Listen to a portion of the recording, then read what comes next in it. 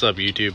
Do a quick video on the Cognito front diff bracket for a Duramax, a GM 9.25 front diff.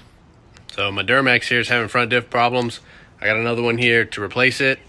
This one does have a broken ear on it. Cognito makes that bracket to replace that, fix it. So I didn't see a whole lot online on how to install the bracket, because if yours is broken or still partially on there, you have to cut it off. I didn't find any videos or anything, so I thought I'd just make one on how I did it. So here it is, the GM 9.25. As you can see, I already started chopping it off, but you can see the ear is clearly broken off. I cut this little corner piece off. I went along the sides first and cut these corners off. And once I get these little corner pieces off, it'll allow me to get my grinder in here and cut the main part of it out. Word of advice should be common sense. Anytime you're using a grinder, wire wheel, or anything like that, wear glasses and gloves, all right?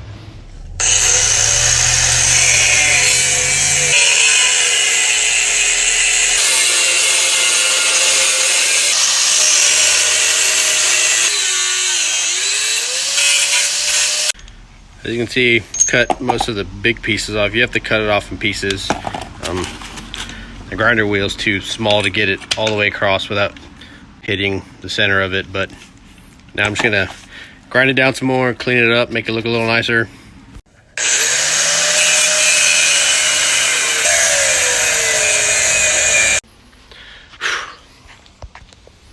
But here it is, done like it was never even there. I ground these edges down, the corners, just to make it look a little nicer and smoother. These edges where they were before, I sanded those flush. Be very careful. This aluminum is very easy to cut up and chop up. As you can see, there's a couple of gouges that I went a little too deep on, but it'll be all right. By the way, all I'm using is a Craftsman angle grinder from Lowe's with regular cutting wheel. I think these are the cheap ones from Harbor Freight, but they do all right.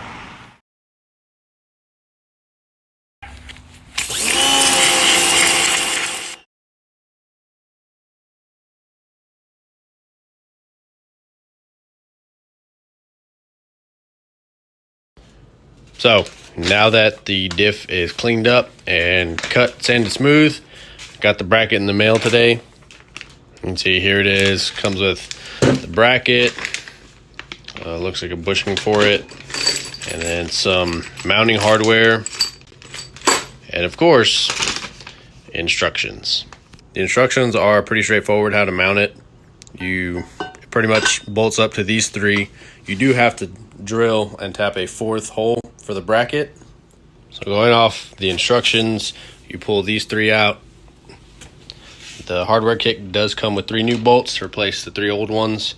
Also comes with these 2 larger ones, washers and nuts for it. The instructions specifically state to torque these to 30 foot-pounds, so you're gonna need a torque wrench for this one. Once they're all on and torqued, the instructions say to remove this plastic breather assembly, which you'll need a deep socket for. Keep in mind, this is plastic, so be gentle with it.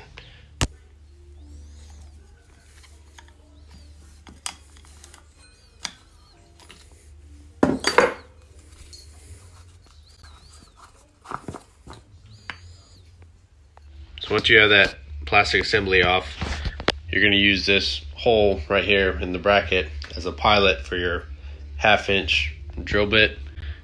It does instruct you to put duct tape on the inside so it can catch all the metal shavings. Don't push your drill too hard, because then you'll poke through the duct tape and all the shavings will fall out into the housing, which is what you don't want. Before applying the duct tape, I did use a shop rag just to get some of the oil off, help the duct tape stick a little better. As you can see, we got our duct tape in there right across from where we're going to be drilling the hole. Got my drill going, ready to go.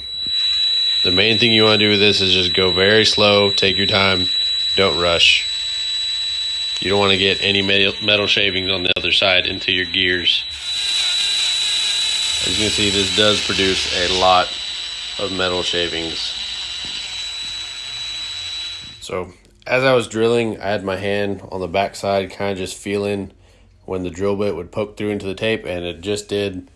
So I'm very carefully going to start pulling the tape back, try and catch all the metal shavings through the other side with the tape. So I just pulled the tape out. It did catch a few metal shavings. The hole isn't all the way through yet, but I'm going to put on some fresh tape and keep pressing through. So just got the hole drilled all the way through. Second round of tape, same thing. Caught quite a few metal shavings, so there does not appear to be anything that fell in. So I think we should be good to go ahead and proceed with putting the bolt in.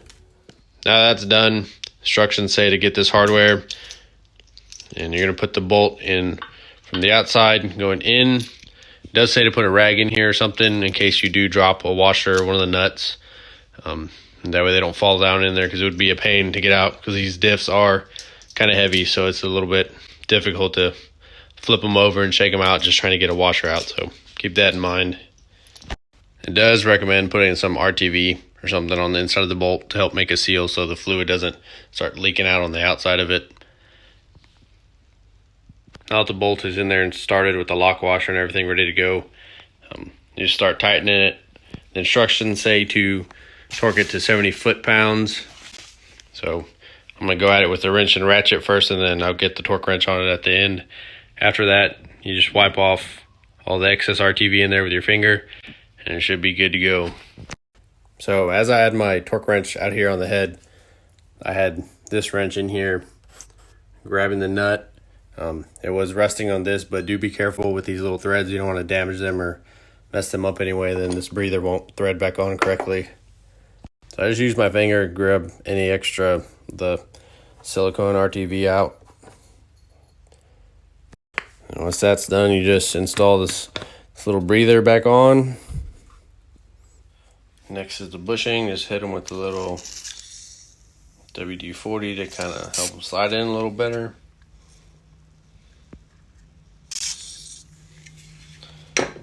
And once you got them pressed in by hand, you use a little rubber persuasion.